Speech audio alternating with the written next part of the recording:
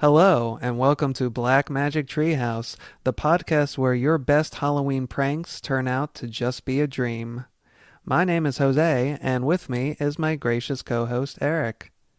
Put down your tea and say hello, Eric. I'm Eric. Hello. Yeah, and what did you say the flavor of that tea was?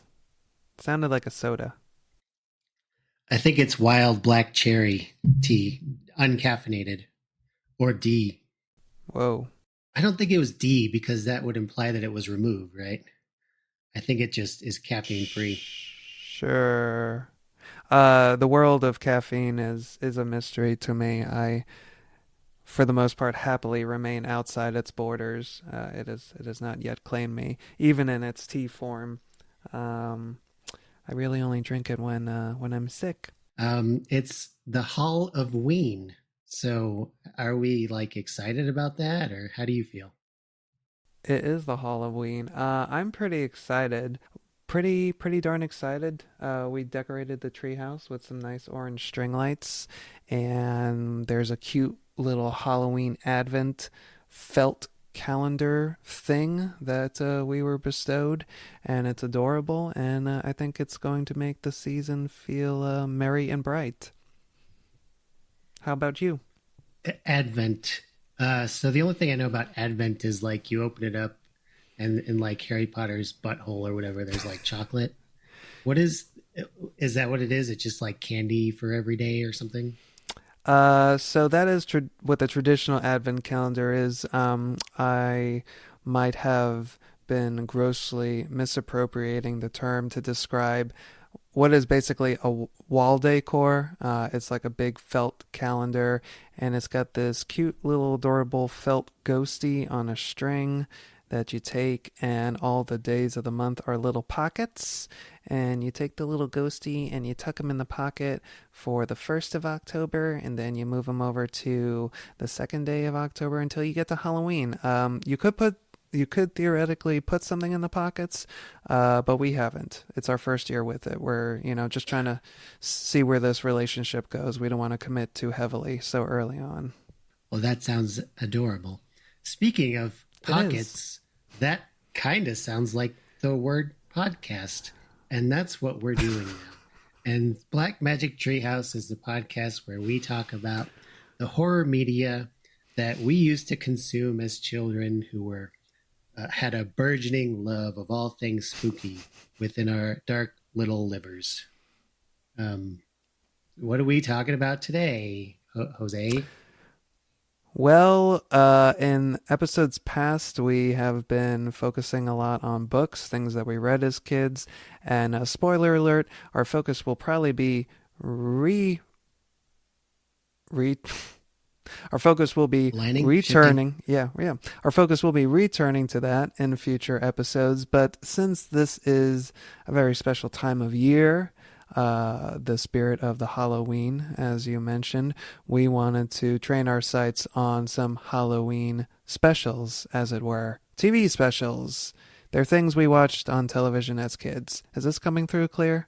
Yeah, well, originally I think I'm the one who suggested that we do Halloween specials, and then neither of us wound up. I think of a special as like a one-off, like the Paul Lind Halloween special, which we reminisced about a couple of weeks ago as we were looking through our old blog materials, and we both wound up choosing Halloween-themed episodes of TV shows. So sort of broke the premise a little bit, but also I couldn't really think of that many one-off Halloween specials except for like It's the Great Pumpkin, Charlie Brown. Yeah, I think the term is pretty much accepted by the mainstream public as the big umbrella under which both of those things reside. So whether it's like a one-off or variety show, um, or the Halloween themed episode of a continuing series, I think both people have come to accept both of those things as meaning a Halloween special, which is fine with me because the more the merrier. Well, one thing that I wanted to say, um, we talked. I don't remember if it was on. Well, it was on mic because that's the only way we talk to each other at all. I don't remember if we were recording or not when we were talking about how '90s commercials or maybe early aughts Oh, commercials are a big hit of gooey nostalgia for both of us. I wanted to bring up a couple of Halloween commercials that I remember that really set the oh, nice. mood for this time of year, just as like a little mini, I don't know, uh, aperitif. What does that mean? I don't remember. It was an episode of this television show, Hannibal, I think. Uh, what I mean is appetizer. Um, A and then you can conversation reciprocate and do starter, the if you same. will.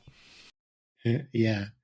But I remember they used to have like themed Reese's commercials. Uh, where they would have like a different you I guess it was usually a celebrity, but sometimes maybe it was just like, somebody's improv 101 character that would be like they would tell you about how they eat a Reese's, and it would be themed to like I don't remember if it was actually Paul Hogan or just an Australian guy, but they had one where the guy like I take a bite now, and then he would like take a bite and leave like a little U shape of the Reese's, and then he threw it in the air, and then it came back like a boomerang, and then he would catch it Oh and my say, God. "And save the rest for later." And then the slogan was, "There's no wrong way to eat a Reese's." But the Halloween one that I remember, and it might have even been in black and white, was where two I don't remember what the voiceover was saying, but it was a vampire, somebody doing a bad Bela Lugosi impersonation, and then like two holes appeared, like exposing the peanut butter underneath, Mm. like it was a vampire bite.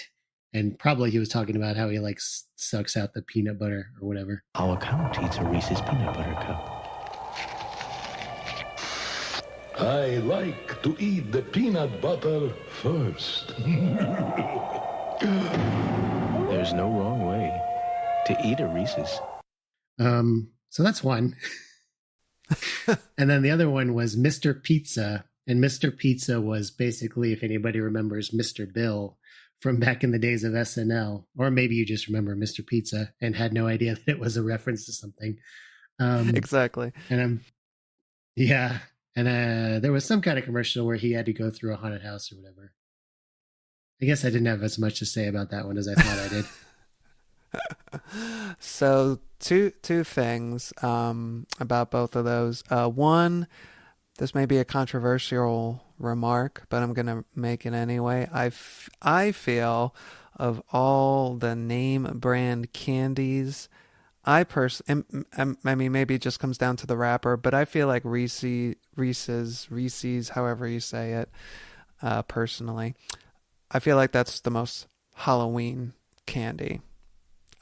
And yeah, like I said, it could be the packaging. It's orange and yellow Because and it's like black. orange and black, kind of. Yeah. Yeah, but I feel like also the candy itself, the idea behind it being, oh, two great tastes that taste great together. Certainly not an allegory about our political system, am I right? No, I'm lost on that one. I avoided making eye contact while I waited for the sound to catch up with Jose. Wise decision. Uh, but yeah, I feel like, just the candy itself, peanut butter, it has the connotation of peanut butter jelly sandwiches, this comforting food that you used to eat while you were a kid. And, Halloween has particular significance when you are a kid. I don't know. I feel like I'm getting very heady about a piece of candy, but there's just something about it, that kind of Sure. warmth, the kind of warmth. And I guess I'm also biased because, full disclosure, I don't really like any candy. Reese's is the only one that I enjoy, so I guess that's why I'm Oh. bestowing so much clout to it right now. But yeah, let it be known. I think So Reese's. did you go trick or treating then as a kid, Yeah, or yeah. I went trick or treating. did you just think like, well, that's not worth it because I'll get all kinds of candy and only like one of them? Yeah, but I would just like fork it over to my sisters or my mom, or just kind of leave it up for grabs Oh, for whoever wanted it. And like as a kid, there were a couple other things that I thought were okay. Like I liked Skittles, I like kind of the fruity candy. But yeah, for the most part, I didn't like it that much, and especially now, it's pretty much the only name brand candy that I'll eat under duress. Um, Anywho, so that's one thought. The second thought was, yeah, no, I have vivid memories of Mr. Pizza, especially that commercial because I think it's cropped up a fair amount of times in those YouTube Halloween commercial compilations that I watch to soothe myself in times of need. And yeah, it's like he's. I think there was actually I think there was actually some kind of tie-in with Goosebumps, if I'm not mistaken, with Pizza Hut in general, and like in this episode where Mr. Pizza's going to the graveyard, and oh no, he got trapped in the mausoleum. I feel like there was also some kind of promotion to Goosebumps tied into it somehow, which could be the case because of the whole Book It program that Pizza Hut had. Right. Which, speaking of staples of childhood, did you ever like get a Pizza Hut reward? Were you all at all into that as a kid? The Oh, whole sure. AR, yeah, okay, Yep. cool. All I have to Well, that's say. the end of that story. It's the Pizza Head Show. Hey, everybody! I'm on my way to Pizza Hut to get a Goosebumps Kids Pack. Yay! Almost there. Hey, this isn't the right way. Well, Scarecrow Steve says it is. He's no scarecrow. Sure he is. Uh-oh, I think I woke the neighbors. Look, Pizza Head, you'll be perfectly safe in there. Okay. Relax, the Goosebumps guys just want you for dinner. See you in the next lifetime. Now you can collect one of 3 ghoulish Goosebumps glow and tell story card sets when you buy a Pizza Hut Kids Pack. As far as any commercials that I remember, not not so much commercials that I think I remember watching as a kid. I just remember really, really getting pumped up for like from channel specific promotions. So, for instance, I remember on Nickelodeon, I remember like seeing Stickly inside his little room and like the lights go off and he's kind of a Mr. Bill character himself or a Mr. Pizza character himself, however you prefer it. And I just remember, the lights go off and Stick's there and he's like, oh boy, Halloween on Nickelodeon. And what was I absolutely loved all like the kind of I don't know, did they call it, was Monster Fest the name of the show on TNT, or was that what the marathon on AMC was called? I'm talking about the one on AMC. Was that Monster Fest, or I get them confused? I don't know. Yeah. Yeah. Was one of them possibly Madness? No, I don't think so. But in any case, I'm out of ideas. Yep, that's it. All right, end of the podcast. We're done here. No, I just remember one year where they had like it was like kind of a quick little clip show commercial of like, oh, here's all the movies you can look forward to seeing this October. And I remember sitting on the couch with my grandmother, and as it was going on and as the promotion wrapped up, I was literally cackling like a little mad scientist myself. I was just so viscerally excited for the fact that like all these movies that I had either already seen or like the sequels that I had not yet seen were just going to be like on the TV. It seemed like all day, every day, and it just filled me with such joy. This year, AMC's Monster Fest features one of the greatest collections of classic monsters ever. But we'll let the stars speak for themselves. Wow! AMC's Monster Fest. The classics come alive. The 5-day marathon continues.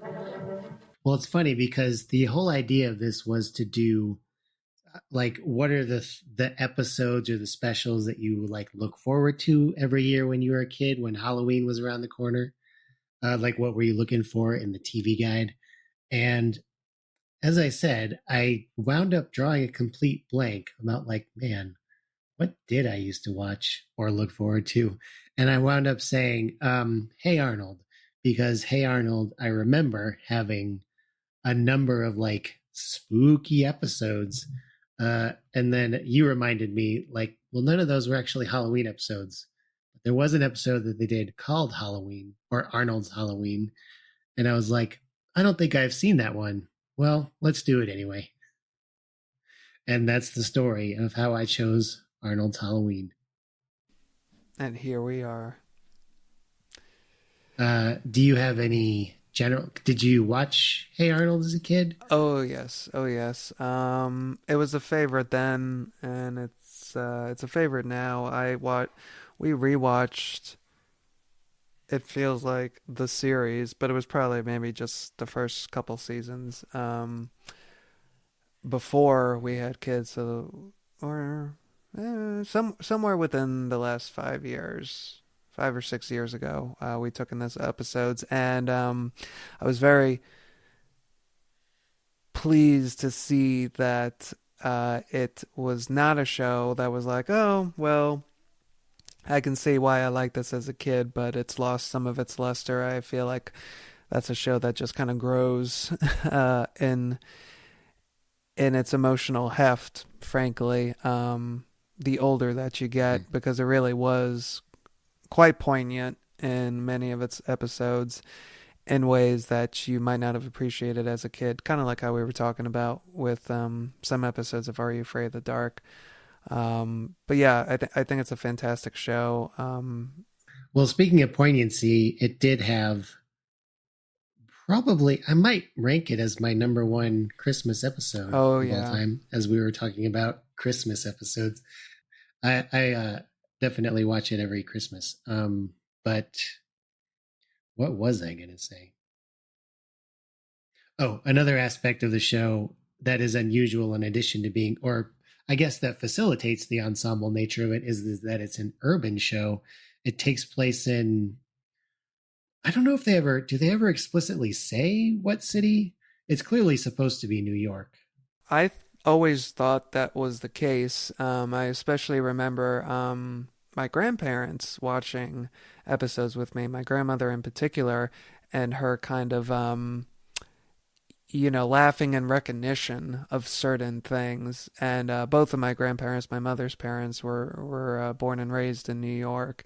So based on that, I kind of always assumed that was the case. But I feel like I heard something crazy, that it was like, oh, it's actually New Jersey, or maybe even I heard Chicago at some point, and I'm like, no, those are both completely wrong answers. That cannot be right.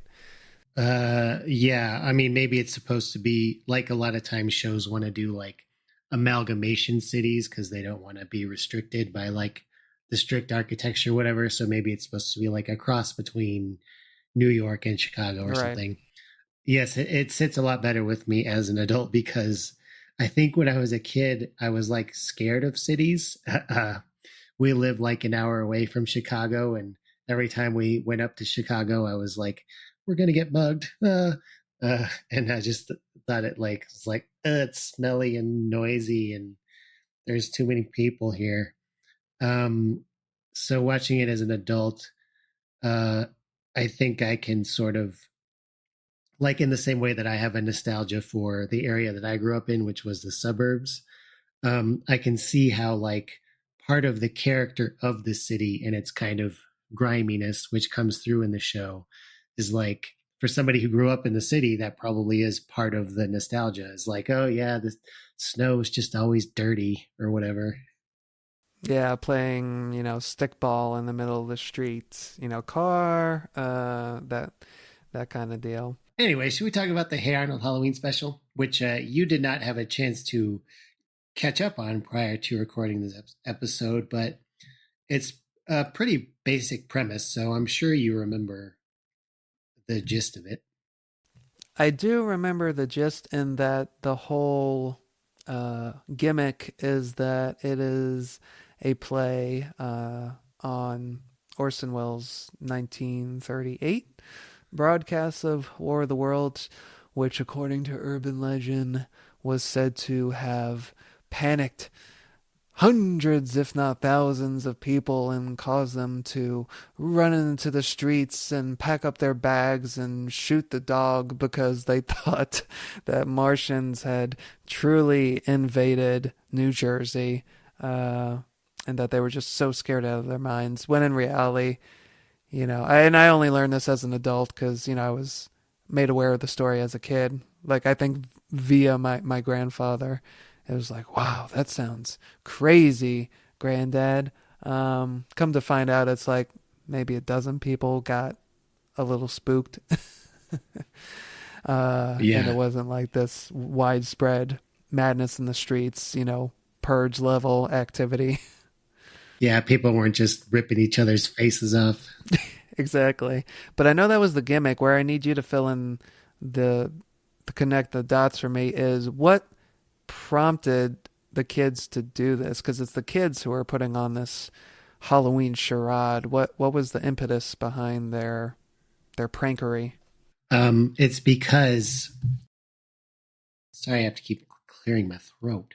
Um, the adults are all so busy setting up their own like Halloween for themselves that they're completely neglecting Arnold and Gerald, who just want to go trick or treating. I think all the parent. Well, I don't know what happened. Do we know what happened to Arnold's parents? By the way, are they dead? So I've Were they heard, killed in a mugging? yeah, wow, full circle. I have heard that those details are divulged in the movie that came out a handful of years ago. Oh, okay. Yeah. So, short answer, yes, I think so. But at this point in the series, we do not know. Yeah, well, his Arnold's grandmother is a bit of a wacky sack. So I think she just generally can't be depended on for anything because she's off being kooky somewhere. And I think Grandpa is just so obsessed with like wanting to get the house right and giving out the candy and everything that he will not indulge the child's interest in, going out and having a fun Halloween. So Arnold and Gerald collude to stage the War of the Worlds style prank from the rooftop to get back at them. And then it's funny the way it unfolds because he tells the rest of the kids to dress as aliens because they're all sitting around in I think the baseball field that they make in that one episode that's in like the vacant lot. Mm-hmm. They're all sitting around debating what they should go as for Halloween. And then Arnold's like, why don't you guys all dress up as aliens and then come over to my house? But he doesn't tell them that it's because he wants all the adults to get freaked out when they see aliens. So setting them up for some horrible peril with from armed adults chasing them around in a state of hysteria. Wow, Arnold, how duplicitous of you. I'm surprised, young man. Well, it gets pretty dark because, well, I guess I can go through it sort of chronologically. Um, so Arnold and Gerald are up on the roof staging with Gerald doing the announcer voice through like a megaphone in reverse, or not a megaphone, but like, what do you call the one that's not electronic, where it's just like a big cone thing? Bullhorn? He's talking into that, and possibly. Now I'm just going to think about that for several seconds and not say anything. Perfect. But anyway, like they always use in like old silent football movies, like Harold Lloyd comedies or whatever. Anyway, so they're on the roof staging that, and then the adults get wind of it. They hear it on the radio, and we cut over to Helga's house where her father is talking about how, or maybe he's in a bar or something. I didn't take very good notes for this. And I watched it several days ago.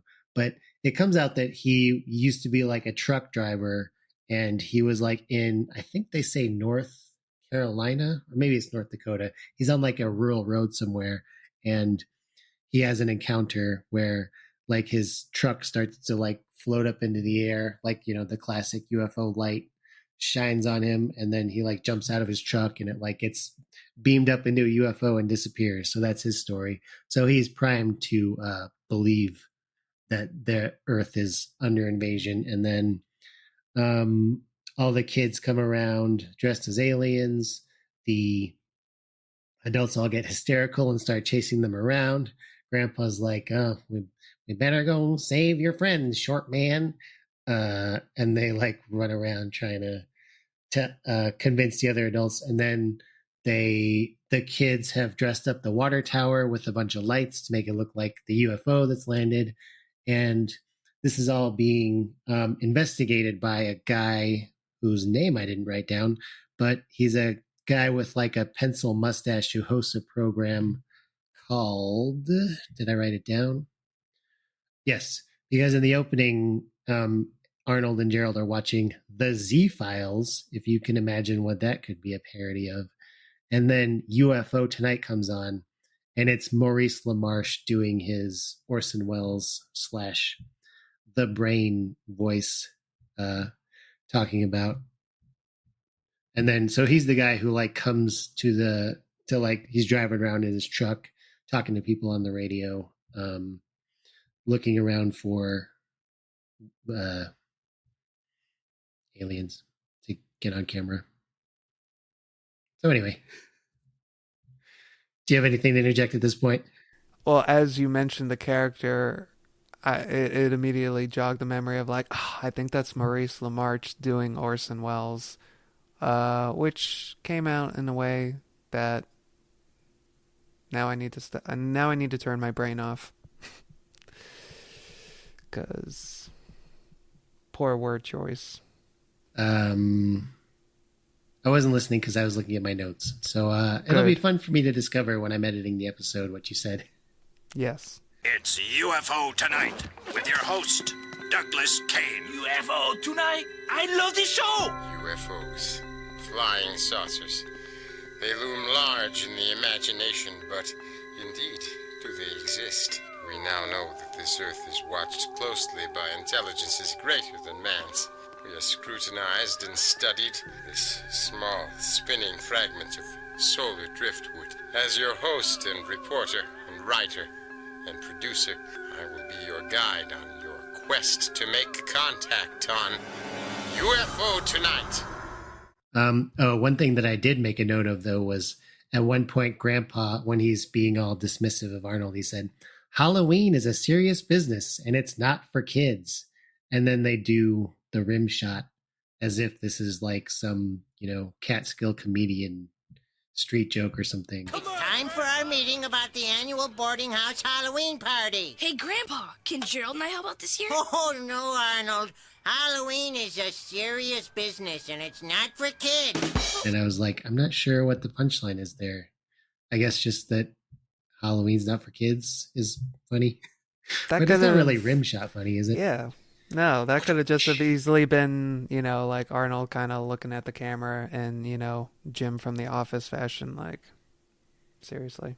When I said that the episode does get surprisingly dark, the kids dressed as aliens, which includes Helga and Harold and, all the other ones, it comes up like, why can't we get this? Like, they try to pull their costumes off and they try to rub the paint off, and then it is Harold says that I got the one that was like permanent latex paint because I knew we were going to be out all night. So that's how they justify why the kids can't just take off the costumes and say, hey, we're kids. But at the end, Helga's dad like picks up Helga, like the alien that he thinks, or he thinks she's an alien, and he's like seriously comes like really close to just like snapping her neck. Nobody move! I've got your repulsive little leader. Dad, it's me, Helga! Huh. You do sound like Helga. Oh, it's happening. My worst fear. The aliens are taking over my mind. You're gonna pay for this. This is astonishing. A large, hulking man is about to wring the alien leader's scrawny neck. But now, an odd, football-headed boy seems to be trying to stop him. Daddy? Stop! It really is Helga! Not now, kid! I'm saving the world! And then the Deus Ex Machina is, I forget how, but somehow the water tower, I think maybe they like shoot the water tower because they think it's the UFO, and then all the water spills out and starts washing the paint off. And that's basically the end of the episode. That's funny. I thought it was that it starts to rain, but I guess a shot water tower is much more dramatic. Maybe it does start to rain, and I just thought in my head it would make more sense to pay off that this is the water. I don't know. No, you But could in be any event, you could be water right. comes down upon the characters Heavenward in some from fashion. heavenward, yes. Yeah. I remember about the costumes specifically that they have like Mars attack brain sacks on their head. Like they have big brains kind of hanging off their skulls. And I feel like that's how Yeah, big wobbly. Yeah, and it like kind of jello-y. I remember the moment of like Helga's dad picking her up, and I feel like he like grabs her by the brain first and just kind of yanks her up off the ground. But maybe that's just me imprinting on the episode, on what actually happens in the episode. But yeah, I remember the brains. I remember the makeup not being able to come off. The minute you mentioned the thing about Harold, it's like, oh yeah, that is why. But yeah, overall, I remember it as kind of being, it's kind of interesting because it's like, oh, that's Arnold's Halloween episode. And in comparison, it's, despite the little moment of darkness that you mentioned at the end there, it feels, in my mind's eye, in my memory, it feels like it's just generally more wholesome, a little more safe, and kind of classic as far as its like allusions to the whole War of the Worlds urban legend, compared to like the other spooky episodes from the series, which were generally like more traumatic in their images and the events that unfolded. Do you feel the same? Yeah, well, because when we talked about the one that I remembered mostly is the one where the kid whose name, this is some, I know you love the show. Some of the weakness of the writing is that one of the kids is named Stinky. Yeah. And he's the kid who has the southern accent. It's not bulletproof. It's a great show, but nothing is bulletproof. There's an episode where I guess it's not Halloween related at all. It's just an episode where they, like a totally canonical episode where they are like trying to figure out if he's a vampire or not. And then at the end, it's revealed that like, yep, he is. He's got teeth and he's going to sleep in his coffin. I don't remember too many details from that episode aside from the ending where, in his nasally southern laugh, I feel like there must have been lightning flashing. He was like, nah.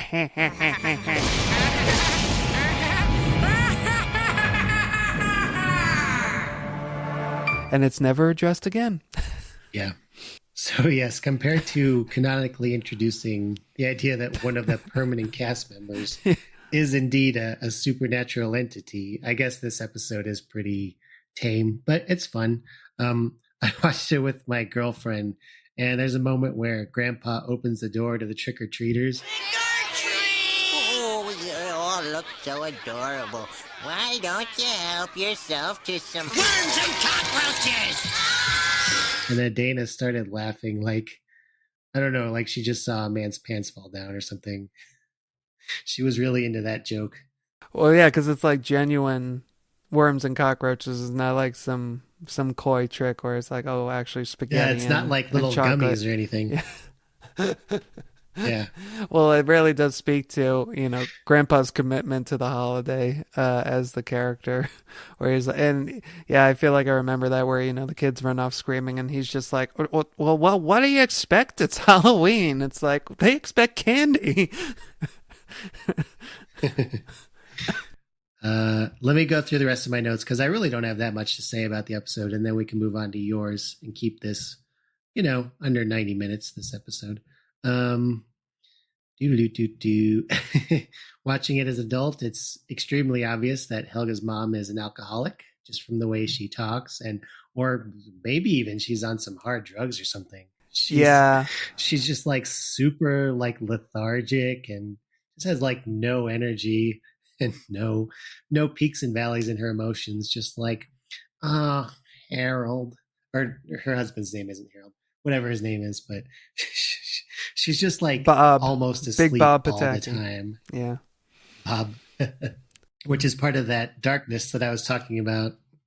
Yeah, that as a kid, it just made me feel like, ooh, I don't like the way this makes me feel. And as an adult, I'm like, well, some kids probably saw their own parents in this.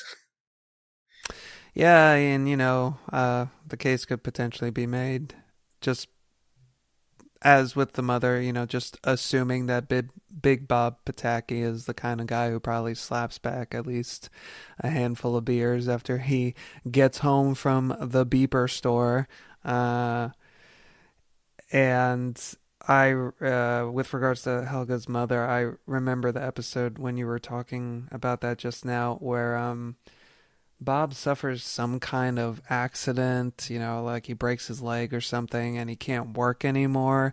So he's at home and then Helga's mom has to become the breadwinner. And she like the whole premise of the episode is that she gets so involved in her work that, whereas Helga wasn't crazy about the way her mom was before, she feels even more neglected now because her mom doesn't have time for her anymore. She's just like on the phone at all hours of the day, giving, Helga the finger to wait, hold on.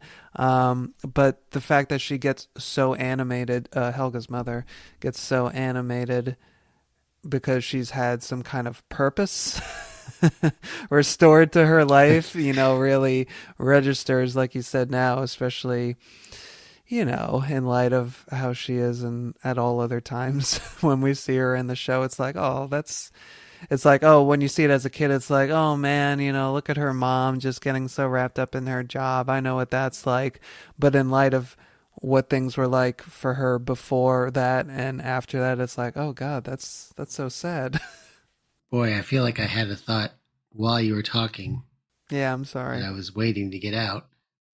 No, it's not your fault. It's just me being an idiot. Yeah. Oh, I remember what I was going to say. Yes, I was going to say that I have some notes for Hey Arnold in terms of like there are a lot of aspects of it that I think are kind of derivative.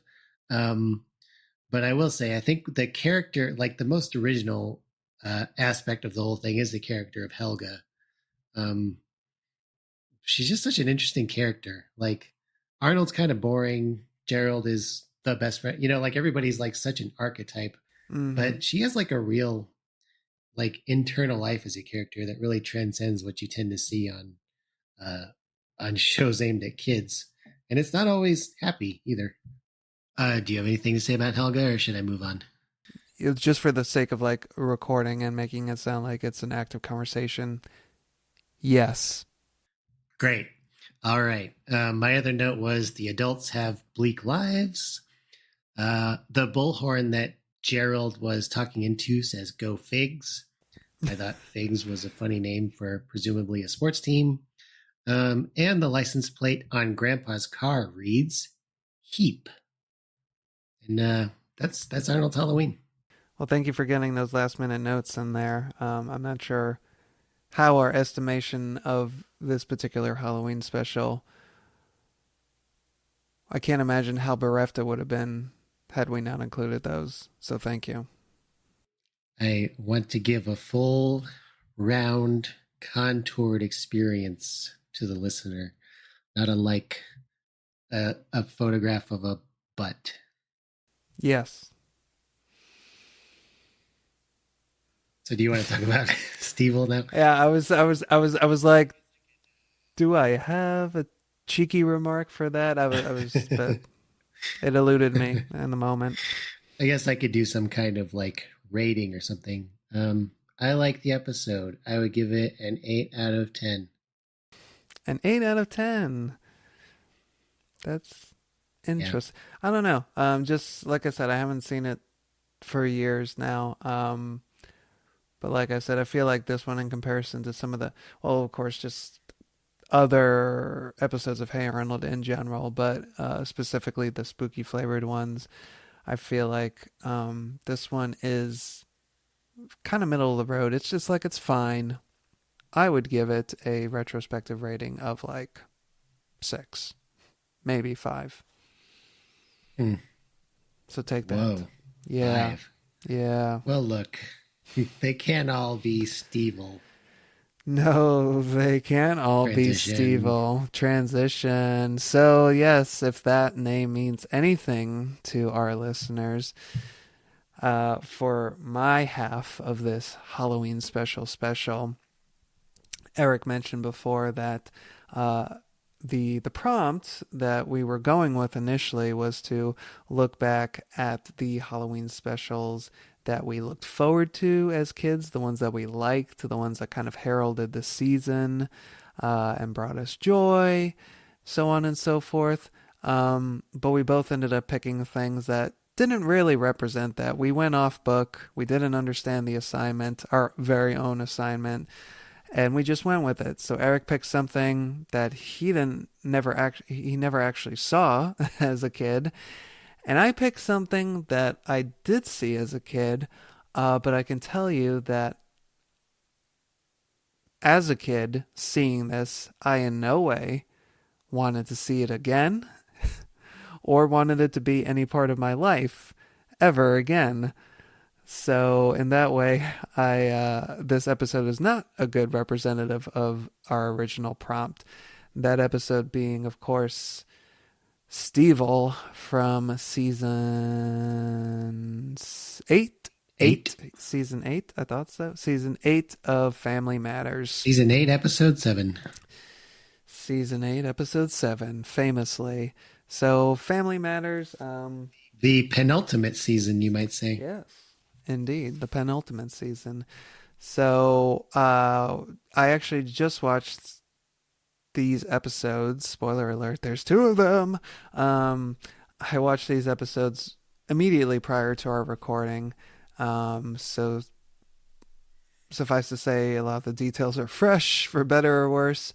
One of the things that I noticed is that season 8, this episode debuted in October of 1996.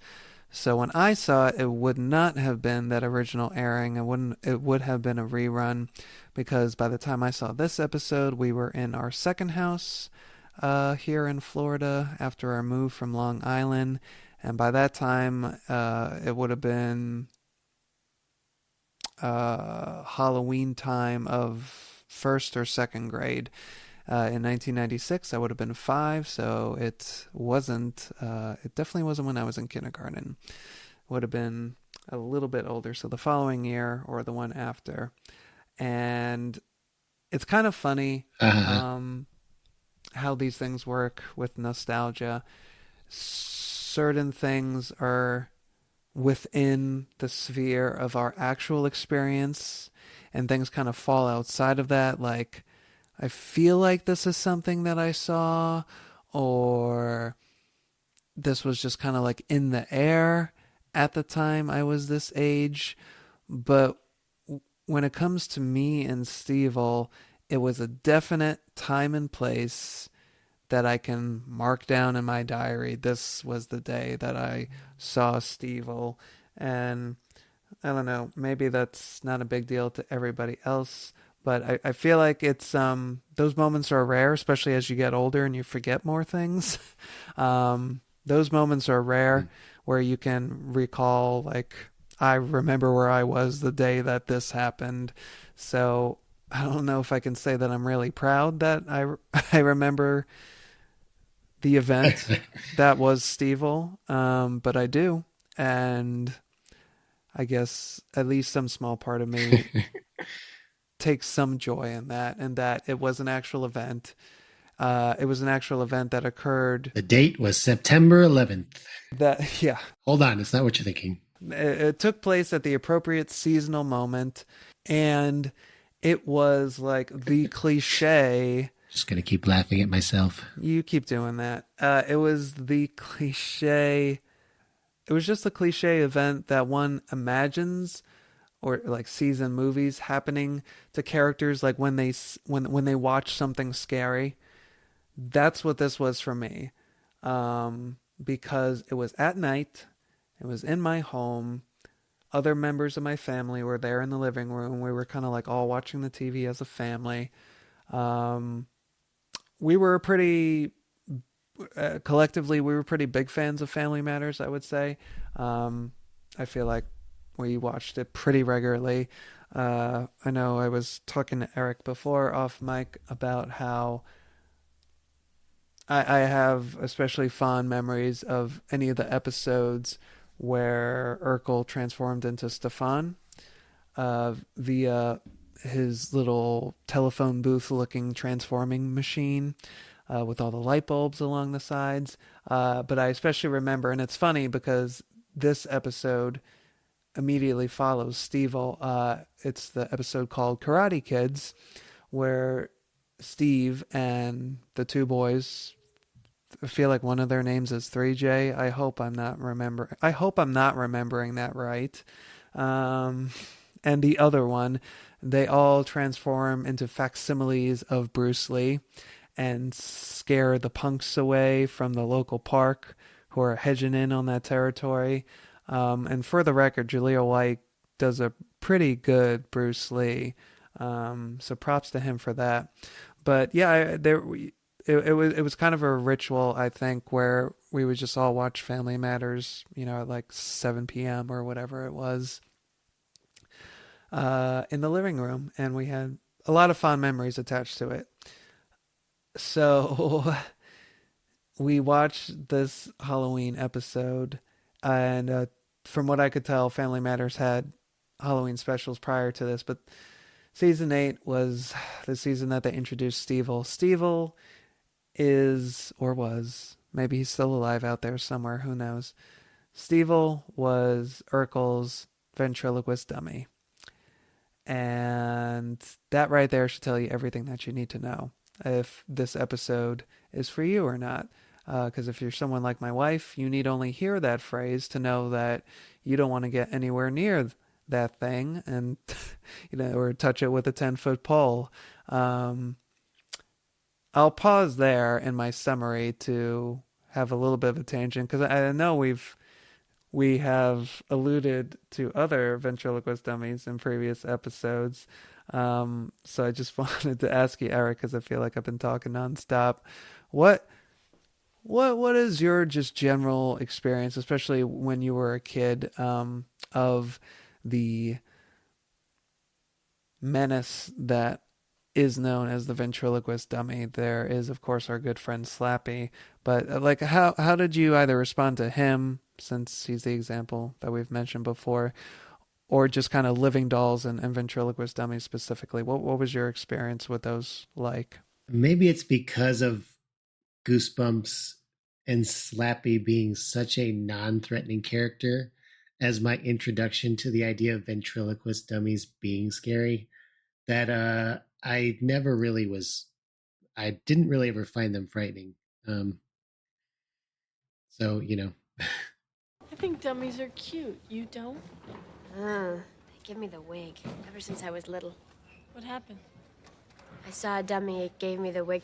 There really wasn't a story there. No, I'm not afraid of them. But maybe if I had seen Family Matters Stevil before seeing Slappy, maybe I would have been, because he's a lot scarier than Slappy ever was. And in a lot of ways, he is. So, unlike my poor performance in not reliving my memories of Arnold's Halloween and watching it in preparation for the episode, Eric was gracious enough, as he always is, to indulge in this episode himself, so that he could comment on it at least in equal part to anything that I had to say. So that, I would say, is a distinction between the characters. But I gotta be honest with you. I mean, maybe it just speaks to the fear that I had of them, and to some small degree still have, of ventriloquist dummies. I always found Slappy frightening, if not so much for in the television episodes, if not so much for the actions he wrought and what little accomplishments he had in reaching his goals of collecting souls or whatever he was after. He just, I feel like, cut a very menacing figure, and I feel like, as far as most of the antagonists, the monsters and Goosebumps, at least the ones that had the ability to speak and convey their wicked desires. I feel like Slappy was one of the few who felt like he really meant business, even though he still traded in the really corny jokes that just seemed to be part and parcel of the ventriloquist dummy package, as Stevil so aptly proved in his episode. Well, I'm glad we put that to bed. As far as your non-fear of dummies, would you say that it's at all changed or altered since having watched Stevil for Watching the first this episode? time? Yes. Yeah, I see the light. Well, I was surprised at how... Oh. Go ahead. Because there's a little warning, like Urkel gives a warning to the camera. He's like got I don't even know the kids' names, the stupid kids on either side of him on the couch. And he's like, this episode is gonna be a little scary. Which I thought was just hyperbole. Little did I know it would be the most terrifying experience of my entire life. Was that hyperbole or... Yes, it was. But it was, if I had seen it as a kid, I think I would have been scared because it reminded me of, in The Mask, when the bad guy puts on the mask and he's got like the deep voice and he's like suddenly a demon guy. That scared me. So, and this is pretty similar territory. So if I was like 6 or 7, I think I would have been freaked out by Family Matters. And there was an episode of Hogan Family too. It's another dream episode. Allegedly. There's an episode of Hogan Family, which is where Jason Bateman came from, if anybody doesn't remember, which I think it was originally called Valerie's Family, because Valerie Bertinelli, aka Rhoda, was like, it was a vehicle for her, and then she like got fired over a contract dispute. and then they just changed the name to Hogan Family, because that's showbiz. They don't care about you guys. But there was an episode where they like stay up watching a zombie movie on TV, and then it's like kind of an anthology movie. It's episode itself where like you see everybody's different zombie dreams. And one of them is quite literal, where it is just like everybody turning into a zombie around the main character. And if you watch it as an adult, of course, it just looks like a bunch of crummy Halloween masks. But that one also scared me as a kid. So sitcoms, man, they're scary. Why? A treasure trove of scares, if you know where to look. But boy, are you not wrong, because let me tell you, brother, as a 6-7-year-old watching this in the dark of my living room with my family, I was petrified.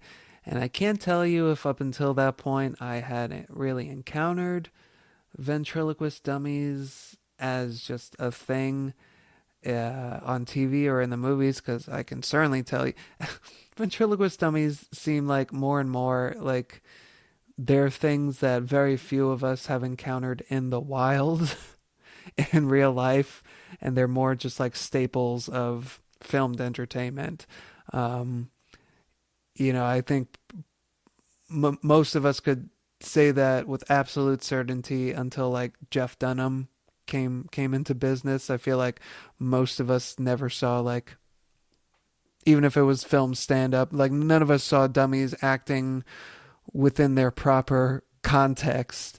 It's always like, oh, they're that creepy thing that was in that one movie or that one TV show. And in this case, that's what it definitely was for me.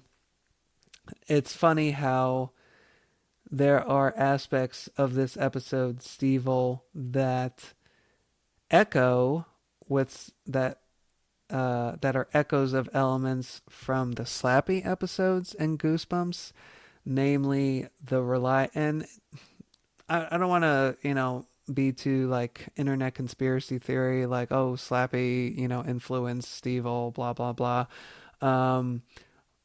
Some things are just kind of like part of the general horror milieu. But I do find it kind of funny that like Goosebumps as a series, but especially and famously, as we mentioned in a previous episode, the reliance on lightning as kind of like backdrop and also narrative element in this episode. In this case, it is the thing that brings Stevil to life. There's kind of a storm brewing outside, and Urkel goes to bed like dismayed by the fact that he sucks at ventriloquism, and not just sucks, he just can't do it. So he's like, "Oh, I wish my dummy could talk," and that is the fateful wish that manifests as a bolt of lightning that shoots through the window and animates Stevil to life. And I don't know, just it's funny thinking back now to watching that as a kid, how true that registered with me as like, yeah, a bolt of lightning that can bring anything to life. So seeing it unfold before my eyes, it's like, this is absolutely correct. I mean, this is how Frankenstein's monster was brought to life, and now it's bringing a dummy to life, and this all just makes sense, and it's freaking me out right now. But yeah, a fateful bolt of lightning, and boy, where do I start? My first thought tuning into the episode was, well, because I saw that it was episode 8, and like this is a fairly like I didn't watch Family Matters growing up, so but I knew that this was a thing, and I think when I saw that it was season 8 out of 9 seasons, I was like, I'm not sure exactly when the consensus is that Family Matters jumped the shark, but I bet this is after that point. And I was like, man, Jaleel White is like, he looks like he's like 25 and he's just trying desperately to maintain this Urkel character that he started playing when he was like, 13 or whatever. And like the voice is just so crazy and so grating and cartoonish. And I was like, man, I mean, I don't fault him for that. Like, that's just what happens when you're on a successful TV show sometimes. But I was just like, wow, this guy is really trying to pretend that he's like, I don't know how old he's kind of like Pee Wee Herman. Yeah. To go back to the Paul Rubens well, is just like, I guess he's just supposed to be like an ageless character who will just always be thus. Yeah, that thought crossed my mind on a little bit of a subliminal level. Just, fleeting moments here and there where I was just kind of like peering at him and saying to myself that he is probably taller than most of the people he's on screen with, but he's very consciously stooping his shoulders and kind of ducking his head down, yes, just absolutely. to appear, both physically and emotionally smaller than them. So yeah, it was kind of a trip seeing that. But what I was going to say before is that this episode in particular, like you were saying, I can't say, because it's not like I've been reviewing the show or tracking the show in its entirety. I feel like I've heard in the ether that when it comes to jumping the shark, I feel like people reference this episode, and you can certainly see why. Just because it, for one, seems like it is legitimately between a rock and a hard place, between resembling the same family sitcom that it had been for ages, while also at the same time really trying to tap that vein that movies and franchises such as Child's Play did, and convey itself as like a legitimate scary and especially in the case of the first episode, a legitimately scary body count story where this mad ventriloquist dummy is trying to dispense of all the members of the Winslow family. And like I said, at the same time that it's like frightening, if you're a kid especially, but awkward if you're an adult kind of like assessing it. It's both those things and cute in the way that it's like it wants to have its cake and eat it too, where it's like we really part of us really wants to scare people when they watch this, but if we're going to have this dummy quote unquote kill all the people in this family, we have to do it in a way that's safe for the ABC channel. So in some ways that's cute. In other ways it makes things worse. I remember especially a couple of things like rewatching this that, you know, clang the nostalgia bells in like all the worst ways. It was the bolt of lightning reviving Stevil in his chair. Also the image of Stevil breaking out of the trunk, and we get that inside view of him inside the darkened trunk and his eyes open and glowing. And, you know, his little dummy mouth just clacking and laughing like, rah, rah, rah, rah, rah, rah. I remember being so scared in that moment. Like, that was a true blue, ducking my head into the couch cushions, wanting it to be over, and like my mother laughing at me from the other side of the room. Like, oh, it's just a show. It's okay. But doing it in that way that was completely unhelpful. It's like, I'm telling you, I'm like reassuring you, but I'm also laughing at how ridiculous you're being and not making you feel better about this in any way whatsoever.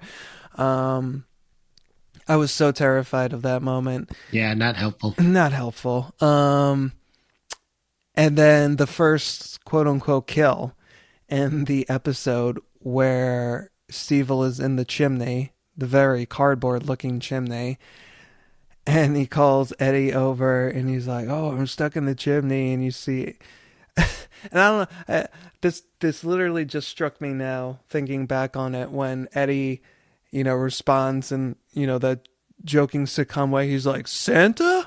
That just made me remember, like, as a kid, that just upset me and made it feel so wrong, because it's like, as a kid, I still believed in Santa at the time, and so I'm like fully invested in this moment, you know, whereas, oh, it's the joke for the studio audience, you know, him being like, oh, is that you, Santa? But me, as the kid freaking out on the couch, I'm like, Eddie, it's not Santa. It's not Santa. Don't go to the chimney. And he goes over and he gets pulled straight up the chimney by this dummy. That image was so terrifying. And I think for the reason that, you know, one, it's like bloodless. You don't know what just happened to Eddie. But also, as a kid, you see that. That is exactly what you imagine happening to you as a result of the monster under your bed.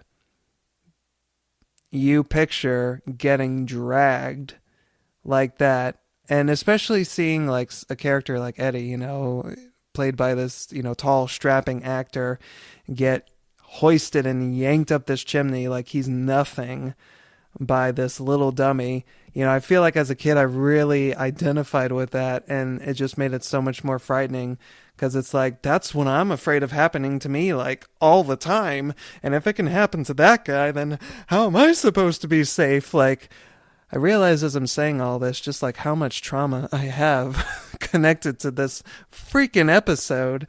Well, the Santa line I wrote down, Eddie is at peak idiot mode. And again, having never witnessed Family Matters before, except for like snippets, I didn't really know what anybody's personality was. I was like, there's a girl who he likes who doesn't like him back, like Lisa and Screech on Saved by the Bell. Okay, got that. And then the dad is the same guy that he's playing in Die Hard. Okay, got it. But it's, you know, by the time you get to season 8 of a sitcom, like whatever a character's season 1 persona is, usually the writers will just like blow that up to the nth degree, because they're like, how do we make this character funny 7 seasons in? I guess we have to make him the dumbest person. Like, this guy is clearly like 30 and being like, Santa, is that you? Hey, Eddie. Who said that? Help me. I'm trapped in the chimney. Santa?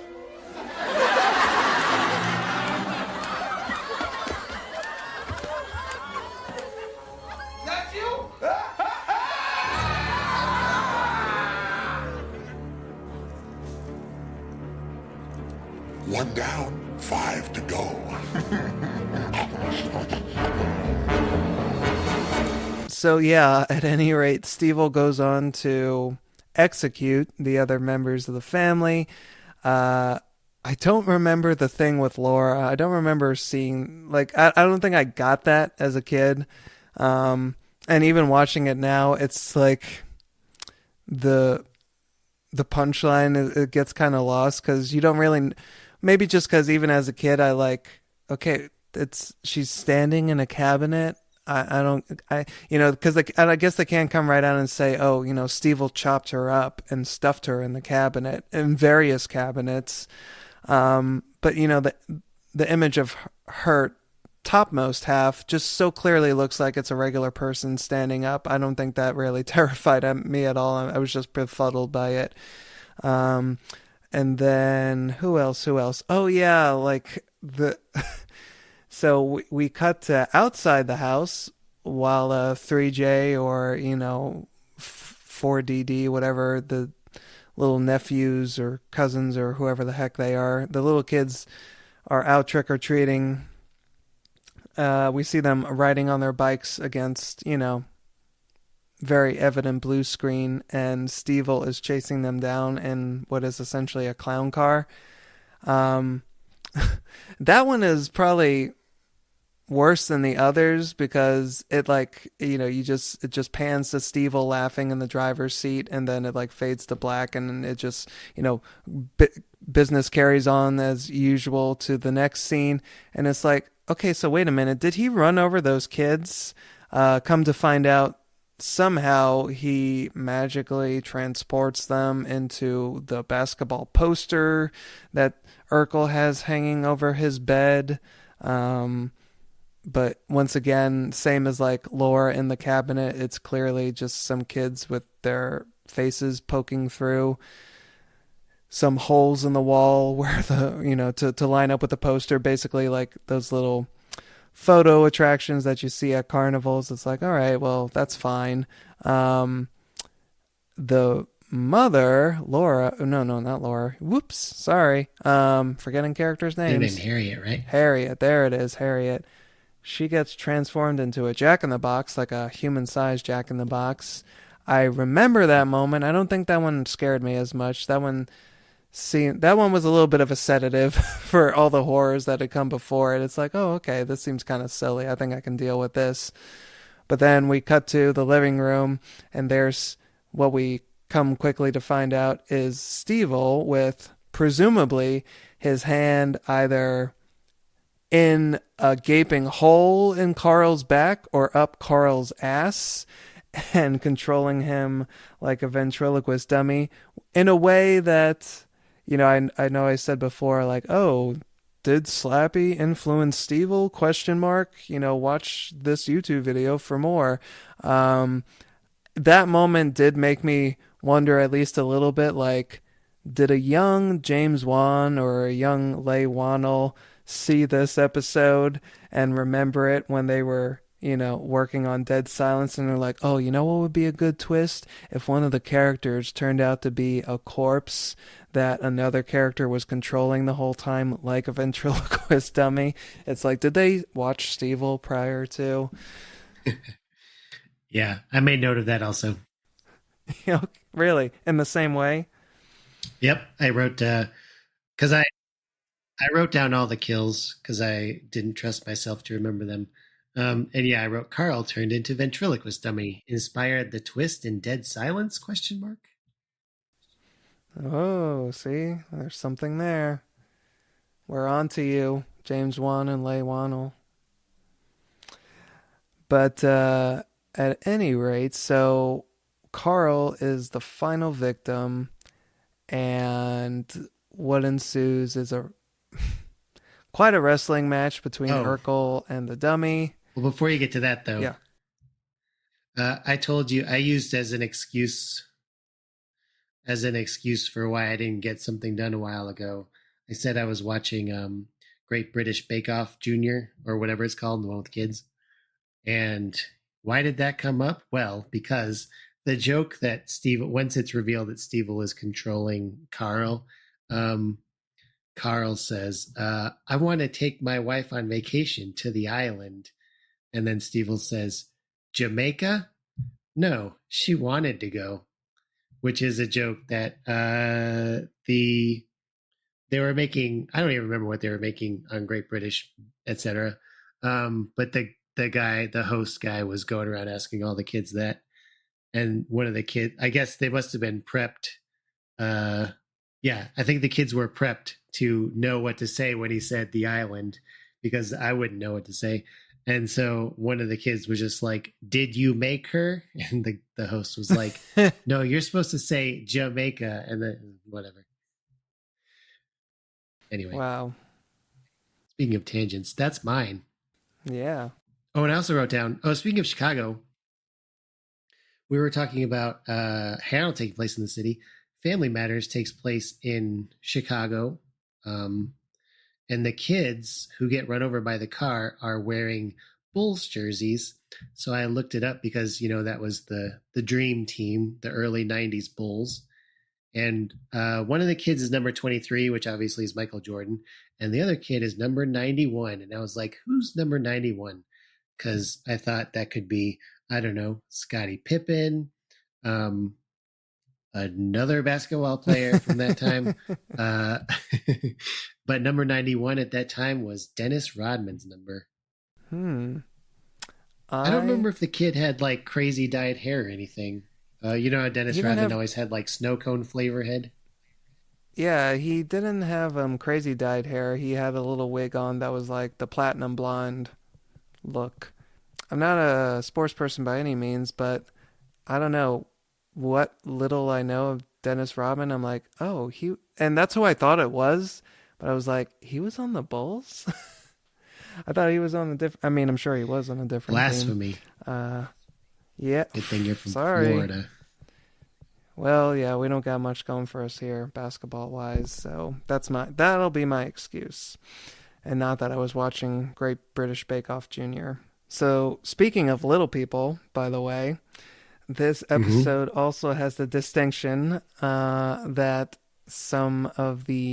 has the same distinction as some of the Goosebumps episodes with Slappy and other evil ventriloquist dummy television episodes and movies of, look, I'm not going to begrudge anybody from taking work where they can get it and just making a living, but having a dwarf actor portray a ventriloquist dummy especially is infinitely more frightening usually than the ventriloquist dummy itself. In the case of Stevil here, it is not only, I don't know if I'd say frightening, but it is very disquieting to see a mix of incongruous shots being used. Some of them are close-ups of Stevil, the actual dummy, clacking away and talking. There are a couple shots that I presume were done with some kind of green screen, like you might see sometimes used on Sesame Street when they wanted to like have the character, the Muppet, seen full body. And of course you can't do that because they're being controlled by the puppeteers. Or to think of an older example like Labyrinth, with the crazy little Firebird characters that take their body parts off and, are jumping and singing around. Jennifer Connelly. It's that kind of green screen where it's like, oh, you see it full body, but, it's clear that there are things kind of going on behind the scenes. But then you also have, shall we say, real-time shots with Jaleel White as Urkel and other characters in the shot that have Stevil moving amongst them. And for those moving amongst them shots, it is clearly a dwarf actor. Did the episode how did you watch it? On what platform? HBO Max. Oh, me too. Okay. they have the little making of segment at the end. And in that segment, they show like a child in the outfit, but I don't know if there was like also. I thought that it was actually the same actor who portrayed the young Grinch in the live action movie with Jim Carrey. All right, I looked it up. It's Josh Ryan Evans is the actor, the late Josh Ryan Evans, who played Stevil in Movement Human Form. And he did play Jim Carrey's character in How the Grinch Stole Christmas. And he was also Timmy on Passions, which is a show that I did not watch, but that was the only thing I heard about it was like, oh, there's like a living doll or whatever on this weird soap opera. And at the time that the episode filmed, if it was filmed the same year that it was released, then he was 14. So we were both right. He had dwarfism and also was a child. Man, that was a twist I did not see coming. I said to Eric before we started recording that this beautiful Halloween special was not the only time that Family Matters bestowed Stevil upon the world. They actually did it again the following year for season 9, the final season's Halloween episode, and it was called Stevil 2. Final season. The final season. You can keep talking over me. I'm just adding a little flavor underneath. Oh, thank you. I needed the flavor. It was Stevil 2, this time, he's not alone. And I feel like if it was going to be an accurate description of the episode and its, shall we say, express purpose, it would have been more honest to say Stevil 2, but what if he danced this time? Oh, there's more. Well, he did dance in the first episode. Oh, that's nothing compared to what happens in the second episode, because we not only get the benefit of seeing Stevil get down with his bad self, the second episode. So we didn't mention this earlier, but as it turns out, the whole affair with Stevil in season 8's episode is that it's actually Steve Urkel's dream. He fell asleep wishing that his dummy could talk, and he proceeded to have a Halloween nightmare of what that would look like. And then there's a little quote-unquote cute false ending where he has another nightmare, and then he wakes up from that, and then everything's okay again. Well, they did something kind of interesting with the second one, because I guess they must have said to themselves, well, this Stevil character just knocked it out of the park last year with the ratings. We definitely want to bring him back. But how can we do that since we established that it was all in Steve Urkel's head? It was just a dream. And they didn't, believe it or not, do anything cute at the end. You know, oh, Steve, it was just a dream. And he walks off arm in arm with Eddie to enjoy a bowl of candy corn and some late night monster movies, pan to Stevil, and Stevil gives the camera a knowing wink. No, nothing like that happened. It just ends, on Stevil's totally docile, inanimate face.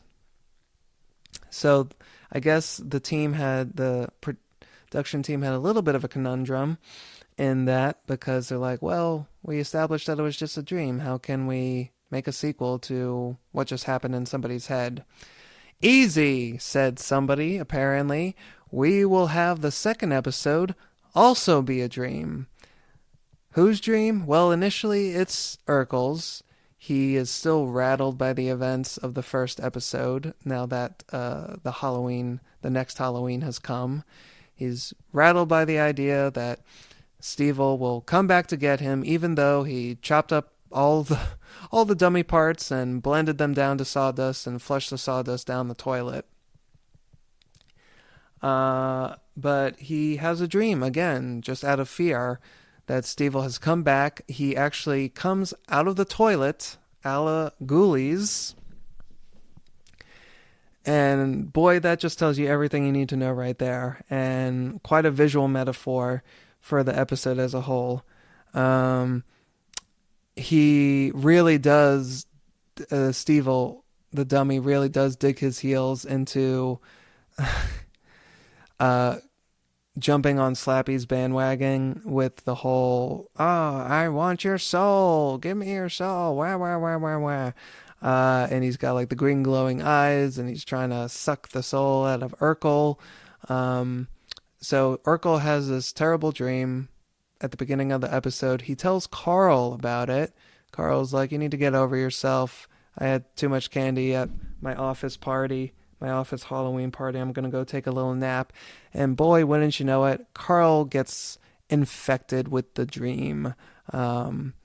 As And when Carl dreams about it, he dreams of getting his own dummy in his own likeness that mysteriously appears in the house. And in the dream, Carl and Steve basically become the Abbott and Costello surrogates, facing off against these two dummies. Stevil brings the Carl dummy to life. What is the Carl dummy's name? Carlsbad. Great. A+. So the remainder of the second episode is Carl and Steve doing their Abbott and Costello shtick as they're running away from these two dummies, trying not to get their souls sucked out of them.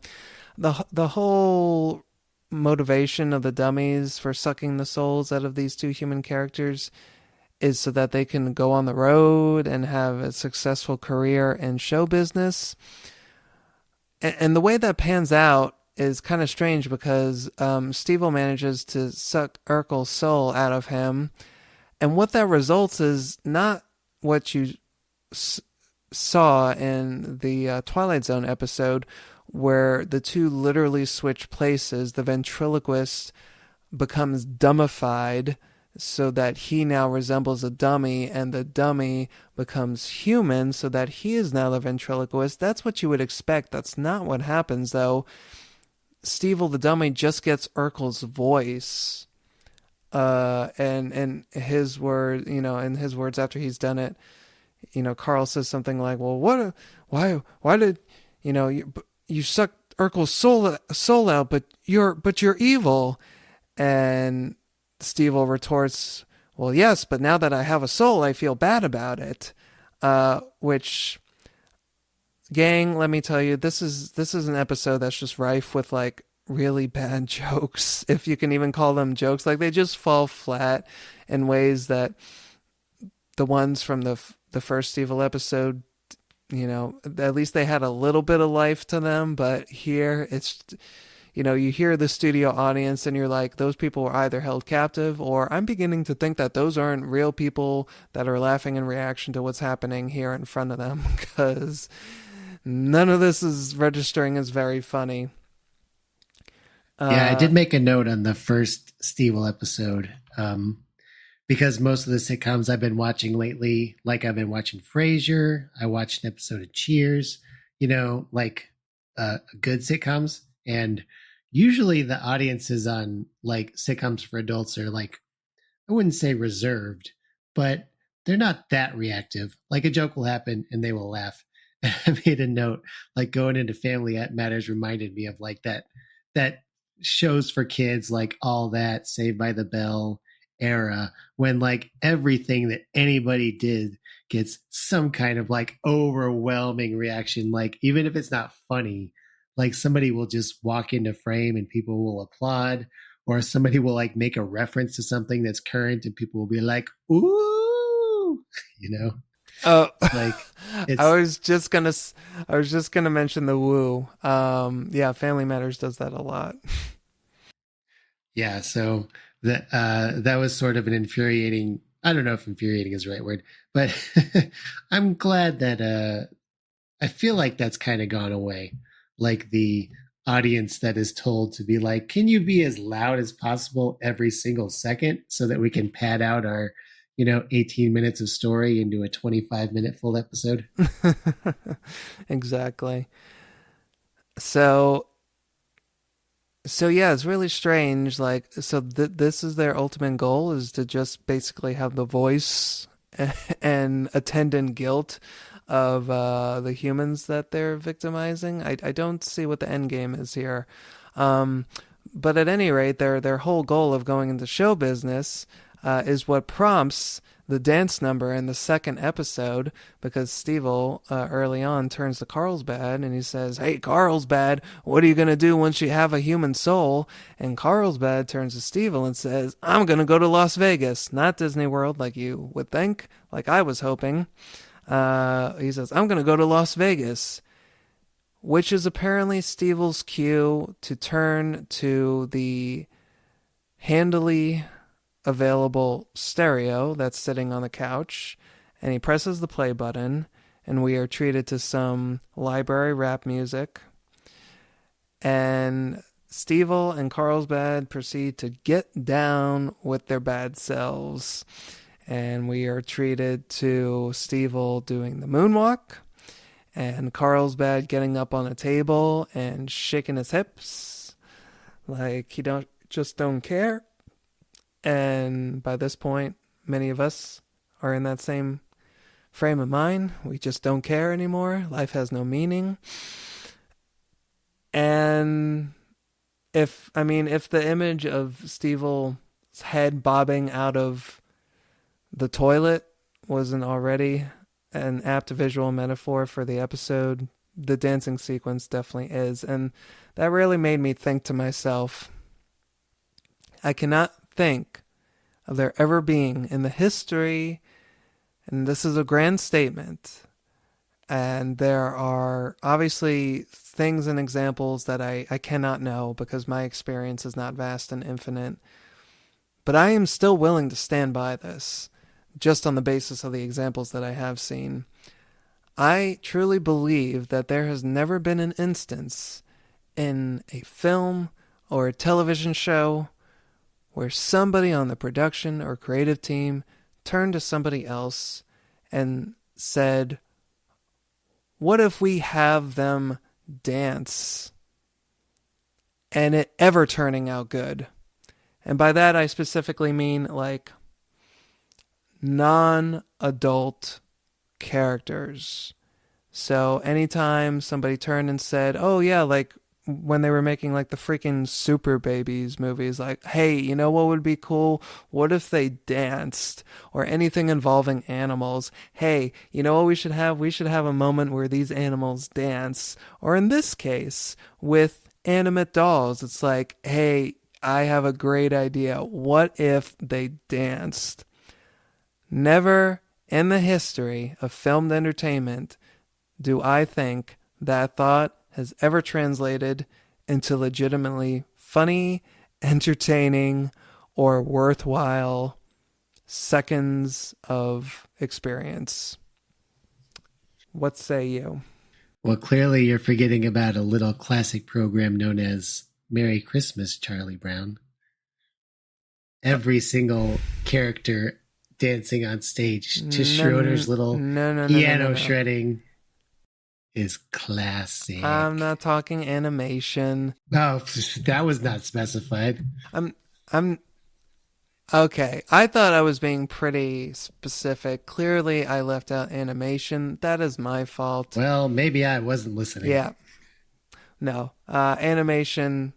No, because you can make it look cute. You can do anything you want with it. And in the case of, Charlie Brown, all of those kids dancing are adorable. But never, never, never has any kind of live action movie or TV show shown something dancing, a non-adult thing, person, whatever, and it be cute or funny. Or I'm standing by this. I really am. Because okay, so you're not a fan of the Napoleon Dynamite sequence? I said non-adult because, thinking of something like Fresh Prince. Doesn't that take place in high school or something? Whatever, he's an adult. Okay, come on now. I'm talking. Jesus. I'm talking. Okay, Mr. Commandant. Sorry, Gestapo. Yes, I am the dance police Nobody who is not an actual adult should ever dance in a movie or TV show again. It is not cute. It is not endearing. I don't care what the studio audience is doing right now in reaction to this. They are liars. There. I just want to prove you wrong now. I know you do, but you're not I don't even to. care about Napoleon Dynamite. What about the Truffle Shuffle in the Goonies? No? No good? No, God, no. Those are children. No. And they're not animated, so... No. These are not secretly adults. Terrible. You're just proving me right. I mean, look, the thing is I agree with you, but I think there are a lot of people, and if this was a Wikipedia article, the little citation needed would come up above my head right now. But I believe that there are many people who would take issue with you saying this. I'm sure there is, but I am standing by my convictions here. Goonies never die, man, or whatever. Okay, I'm just going to be thinking about that no matter what else you talk about. Like, what about this? Well, guess what? That was tasteful. That's pretty much all I have to say about Stevil 2 Electric Boogaloo. Oh no, what's happening? Jose is falling over to reveal Slappy operating him like a dummy. Okay, whatever. Anyway. I'm invincible. I couldn't pull what the Jose version of a Stevil would be. Josevil? Maybe. Oh boy, now I'm going to be up hours. But also we should say, email us at blackmagictreehousepod@gmail.com. Is that right? That is correct. And that's where you can reach us. Follow our Instagram, Black Magic Treehouse Pod. Yes. Can't forget the pod. I don't remember what has pod at the end and what doesn't. Both of those do. We don't have a Twitter because Twitter doesn't exist anymore and I don't care about it. R.I.P. No. Not really. Not even that. All right. Good riddance, I say. In that case, there you go. Do we have any other calls to action? Just reach out to us if you are fans of either of these Halloween specials and you have your own memories that you want to share. Let us know of other Halloween specials or memories that you have. And, like we said, after this point, we're going to be turning the focus back to books. So if you got anything to share, any questions of things that you've been trying to hunt down or identify in the years since you were a horror-loving kid, reach out to us or just let us know what you think about the show, things that you want to see, because we love hearing from y'all. That's all I got. Okay. Yeah, me too. All right, great. So let's end this episode with a real shrug. Yeah, a real shrug. Well, you know what? That's all I got. Well, if for no other purpose than to just provide atmospherics, allow me to lift the flap of this little jack-o'-lantern that we've been using to light the treehouse and blow out the guttering candle inside, and wish you all a happy Halloween. Bye. My dummy would be called Scarick. I can't believe you did that after my beautiful closing. Well, I didn't think of it until then. God damn it. Go ahead and stop recording.